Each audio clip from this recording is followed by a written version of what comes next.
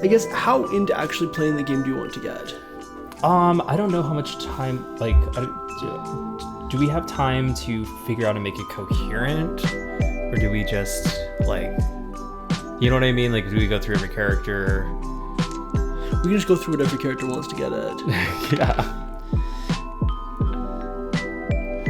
That might be good for a start, you know? I don't think we need to play this one. The game, yeah. Because this is frankly unplayable. Okay.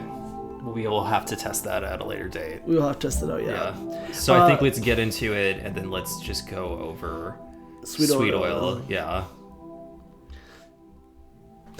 So, modern tabletop games might have plot hooks like a mysterious prophecy, or like a torn piece of a map, or a glowing egg, right? But back in 1980, when tabletop games were just getting started, one company experimented with a game that used plot devices like offshore oil leases, credit card bills, bottles of whiskey, sedatives, and barbiturates. This is Dallas, one of the very first tabletop games based on an existing TV show. In this case, the famous soap opera about oil business in Texas. All right, let's get into it. Hey there, mortal ushers. Welcome to another Flashlight, where we take a deep dive into different tabletop game systems. I'm Production Master Reilly. And I'm Dungeon Inspector Jake. This week, we're learning about one of the first and weirdest IP-based tabletop games, Dallas.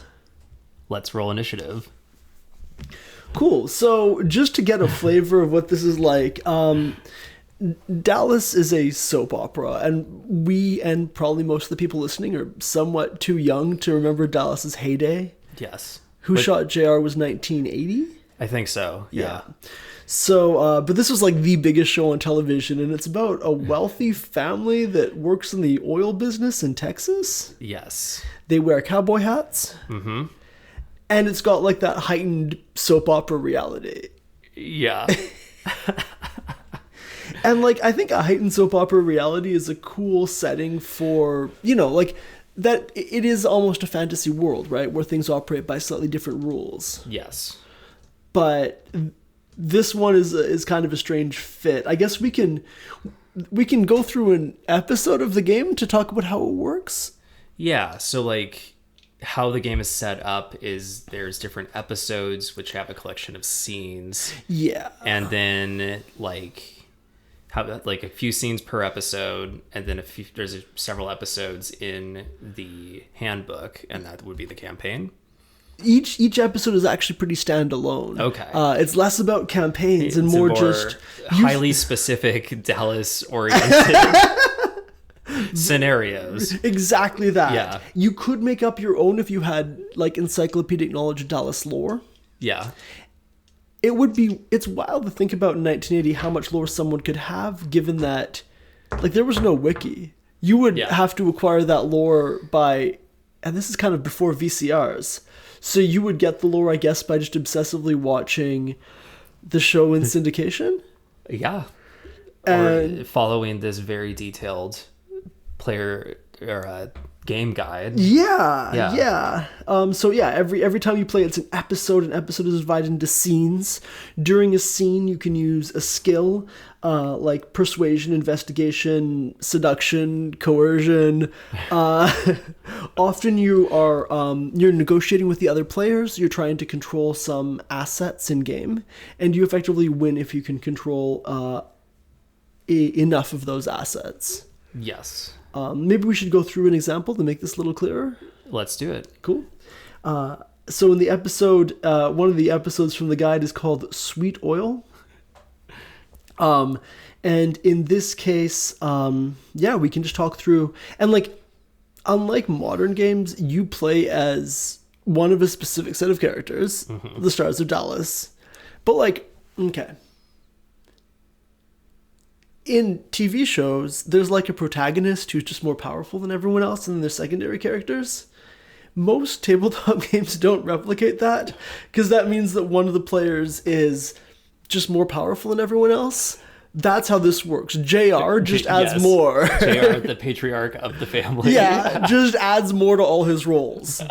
Everything in this game, you just roll 2d6 to ordinary dice, and you add numbers to it. But like...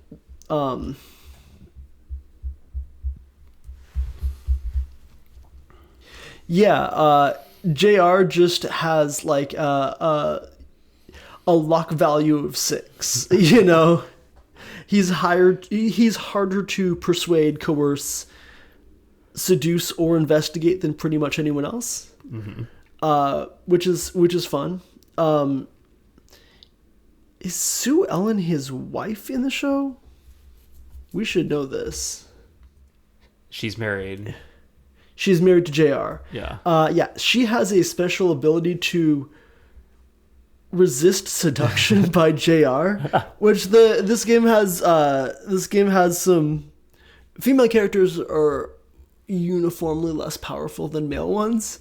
It's an approach to balance that, you know, would not make sense in a modern game, not just because, wow, this is misogynist, but also it's not going to be fun to play.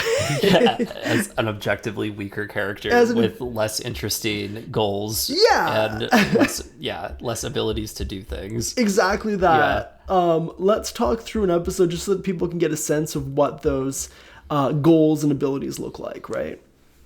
So in this episode, Sweet Oil, and everyone kind of privately gets some information at the beginning of the episode. So for JR, it's, you have the chance to make a killing and be patriotic at the same time. And he is trying to convince Arab oil magnates that some new oil technology that doesn't exist actually does, which is, you know, extremely fun. Ellie Ewing is trying to prevent an oil museum from getting founded in the oil town because it's going to use a lot of land in their town. So maybe less fun. I think my favorite character from this episode, Ray Krebs, sees all the Arab oil magnates and is trying to sell them as many horses as possible. And so to win, he needs to have control of like the local press or a forger or who can fake the paperwork that these horses are fancy. Yes. Or the Department of the Interior to open more grazing lands. Or, you know, one of these like oil magnates that can sell the horses to the other ones. And so like everyone has a different set of goals. You know, meanwhile, JR, the main character, has like generally more lofty goals compared to the guy who's just trying to sell as many horses with fraudulent paperwork as possible. And, you know, as the scenes go on in each kind of round of initiative, if you want to call it that, of an episode, each phase of the episode is a scene. Right, and people can uncover information during this. So actually, let's try rolling in scene 2. Let's see if Ray Krebs, who's trying to sell horses, would be able to find out that the powerful oil magnate he's trying to sell horses to is actually being targeted by assassins. Which is one of the plot devices in this episode because this show does kind of go all over the place. So what does Ray Krebs add to investigation checks?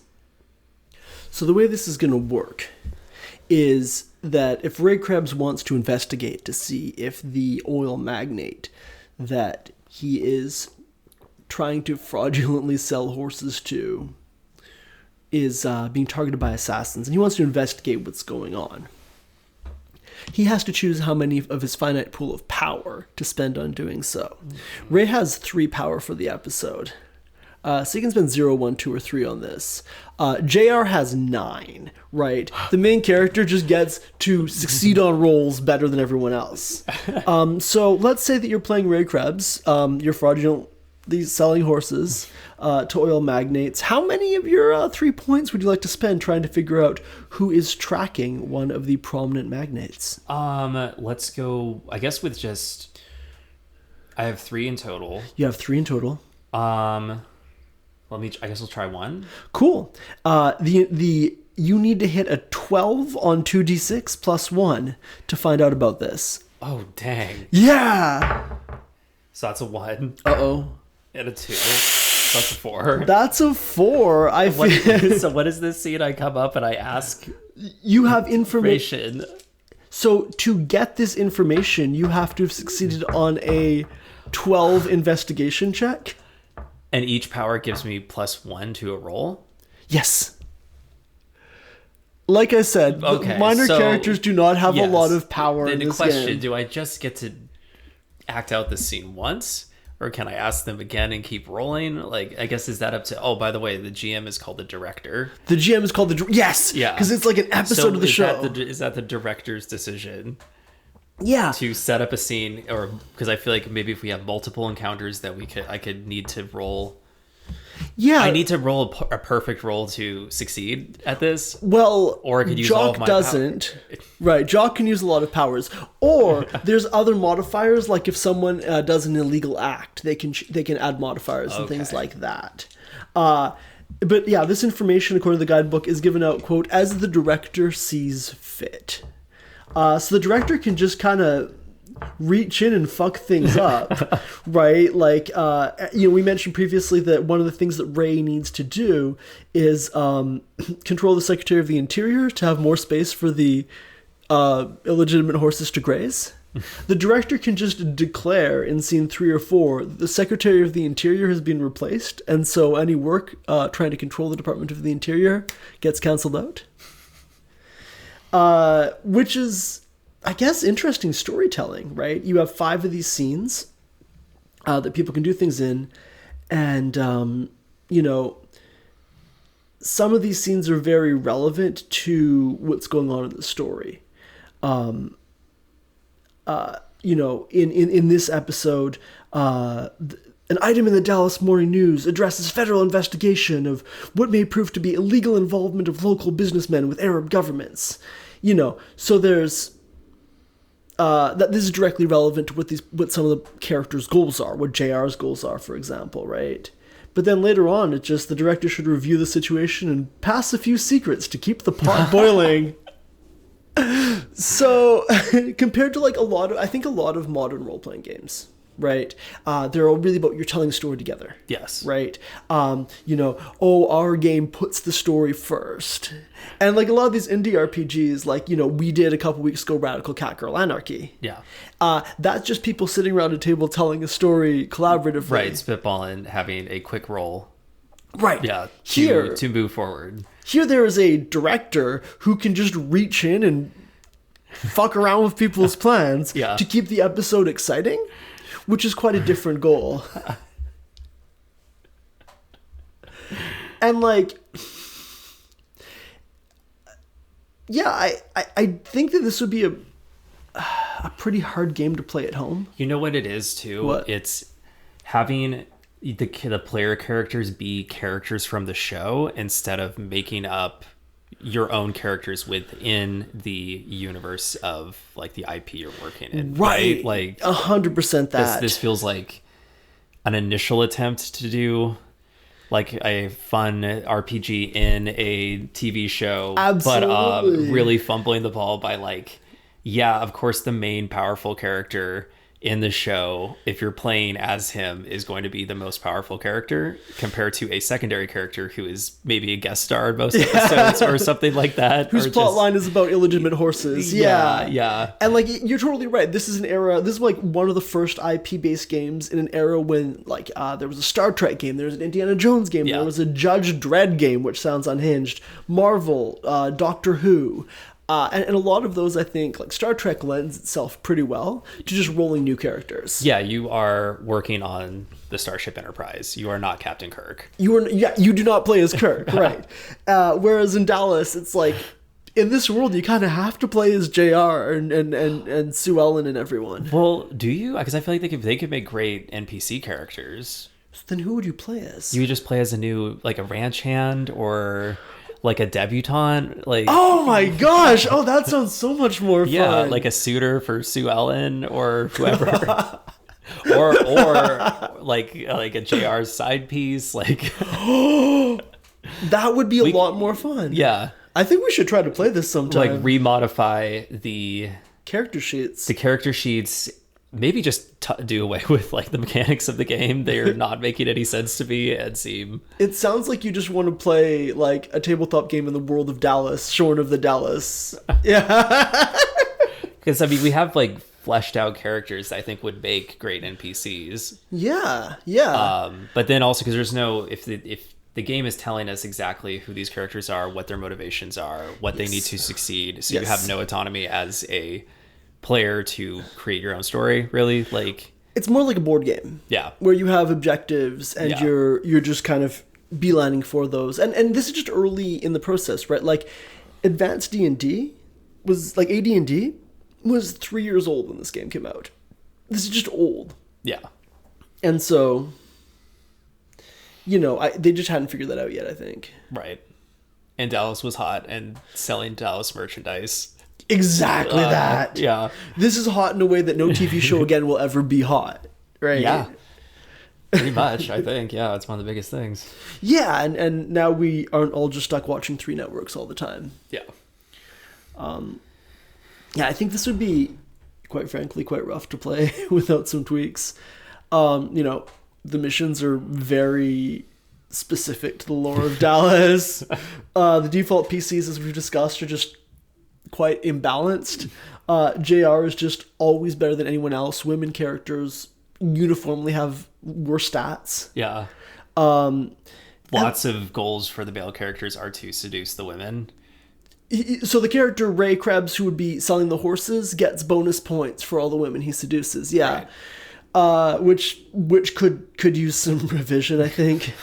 You know, and also just, you know, in addition to these retrogressive and baffling character decisions, some of the mechanics, like having someone arrested and tried and imprisoned, that's just a series of rapid fire dice rolls in this. That sounds like it should happen on screen. You know, that sounds like the exciting part.